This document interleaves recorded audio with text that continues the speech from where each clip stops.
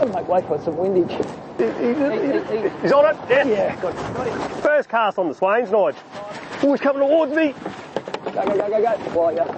Oh, they're on. They're still there. Still feeding. Oh, he's coming towards us. Might have a shark or something on him. They feed well in this wind, don't they, mate? Yeah, it's a bit of a curse, but it's also a saving in its own right.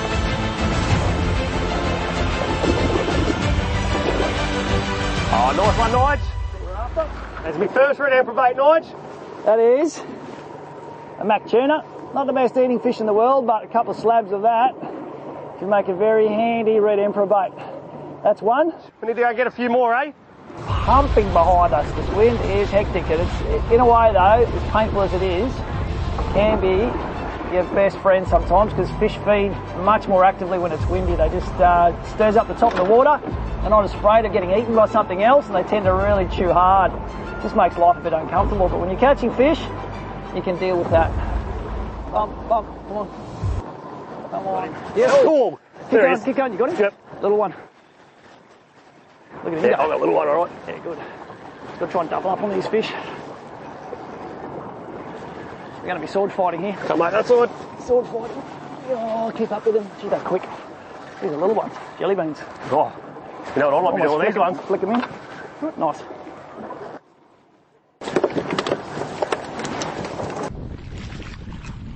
Here's a better one. Got a few baits on that one. Yeah. You winner.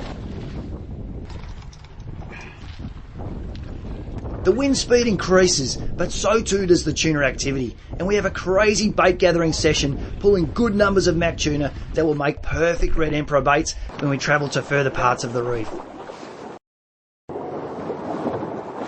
Getting close. Good little tip with these, Nige. So you put a bend in their back like that, put a bit of pressure on their spine, stops them from flicking, makes it a bit easier to pull the hooks out of. That's bait sorted. Oh no.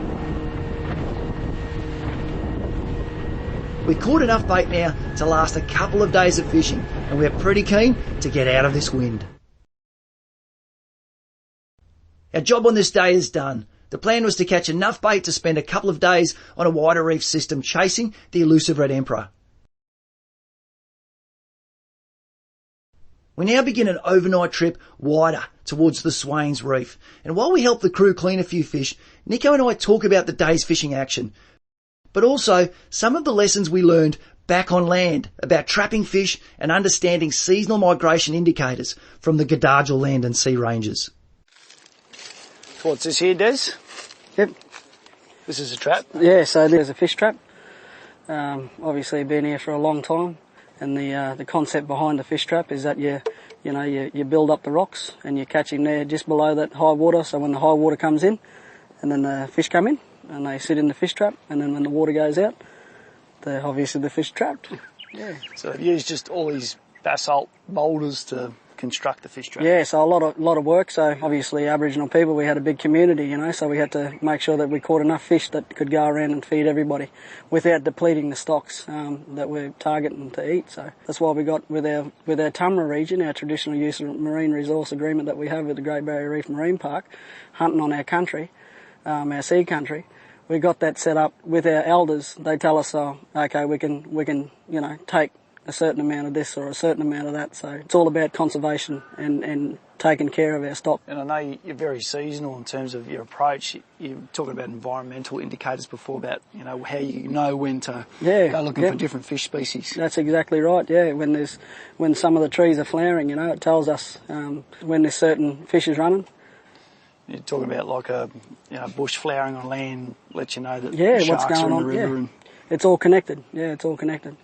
Yep. So whenever they're flaring up on here, we know that these fish are moving, through the water here, so we can set up a trap to catch them. We might have to work a bit on our environmental indicators a bit. I think we should be, Norge.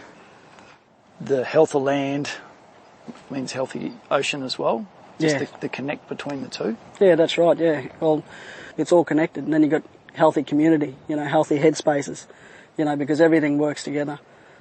Everything's got a place, everything's got a part to play in the food chain. So, yeah, healthy country, healthy ocean, healthy community.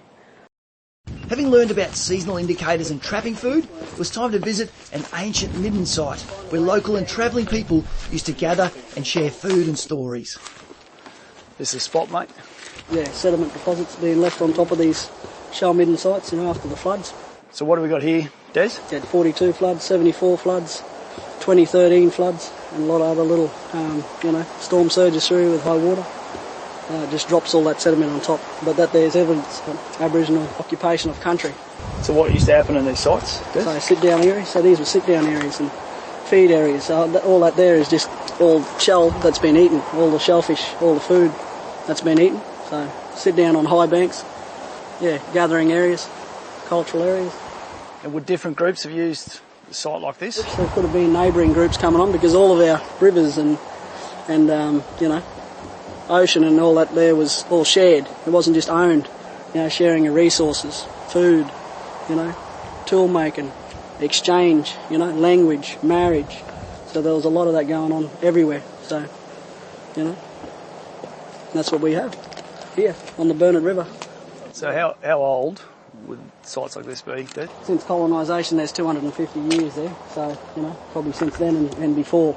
A lot of people don't know what they are. They just see them as a big lot of shell and they think, the last ice age left them up there and, deposited all this shell up on the bank. But the more education we put out there, we can preserve sites like this, preserve culture.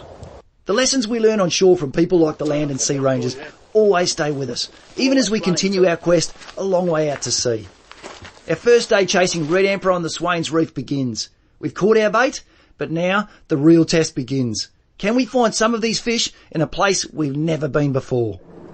We've now spent a day catching bait and heading out to the Swains Reef. But now the real search begins because red emperor are very specific in terms of the type of ground that they love to hang on. The downside is we've never been here before, so we've got no idea where that type of specific ground is. So what we've had to do is do a fair bit of homework in the background, Nico. We certainly have. We've utilised the sea map charts that are on the sounder, done a bit of chart research on the ones aboard the boat. We've found some potential areas of very prominent red emperor looking ground. So we're going to use the sea map technology that we've used on our sounder to try and convert some of our research into fish. And today, about the only limiting factor we've got is this weather. At the moment, the wind's coming from there, so I reckon we go that way. Let's go.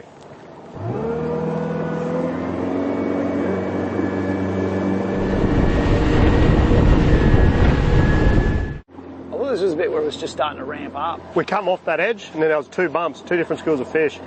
The first one was further back, wasn't as good as the first one. So we just might have to do a few little lawn mowing. It is falling away here. It came out of 50 metres this. As that tide goes, they might push into the deeper water. There. This is looking really good now, Nige. There's a bit of life coming up off the bottom too. It's pretty typical of Nannygai to do that. And the reds have been known to do the same thing. That's starting to look a little bit more like what we're chasing. Yes, it is. Okay, Lecky is in the water. And we'll just mark us there. That looks very good. Out in the middle of nowhere. Nice paddock, marking some fish. It's exactly the stuff we were looking for. Bait. Right, and rigs. Okay, so now is the age-old conundrum of what rig, Nico? And how much weight to use. How much weight to use, what rig? So I guess to be versatile, we're going to try two different but very traditional rigs. And I'm very basic, so I run ball sinker straight onto a set of gangs, run a good strip bait on that, and you are a little bit more complex than that. Well, a little bit. Still a simple rig. Nice big double. Sinkers on the bottom. Just your regular paternoster. I only run a single hook. I like to give my bait a little bit more movement. And let's just put them down and see which one works. See what happens. Chasing red emperor means big baits, which is why it was crucial we caught our tuna on the way out. We carefully rigged these oily bait strips, and now comes the moment of truth. Will our bait chasing have been worth the effort? Moment of truth. First decent looking red signal we've seen. The baits are good. You're on the bottom. Yep. Yes! Got him? What do you reckon? Yeah, it's got nice tail shakes on it. Tail shakes. Things feel good here. Tail shakes are good. We like tail shakes.